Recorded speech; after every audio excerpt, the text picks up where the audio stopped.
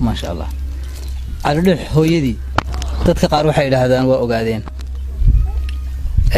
bal dadka aan على روح هو يدي aqoonin in yar oo sharaxaad hadda isdul taagto wad mahadsantahay qaasin aniga lafteedu waan maqlay in la yiri waa ogaadeen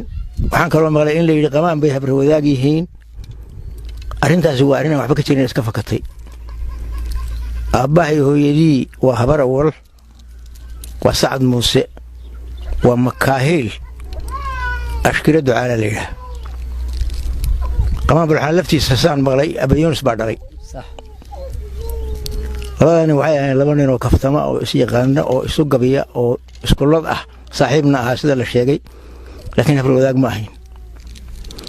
maxaa dadkuna wuxuu soo qaataa kelmadda la yiraahdo qamaanow maxaa hooyadan helaga loo saaray maxaa lagu raray wax garad islaam weyn kulay waa hooyo wasaas sida taariikhda loo sheegay iyagoo shaxaya bay iyadoo aagan xambaarsan dhabar dhaana bay dul martay kelmaddu saasay ku timid qamaanow maxaa hooyadan helaga loo saaray heriyada maxaa loogu raray waaba habarteeni maxaa loo hongaabaray duqdii inuu hawshootay marka xurmo ahaan bay hooyo ku tahay laakiin ma ahayn habar wadaag sida xaqiiqadu sidaa weeye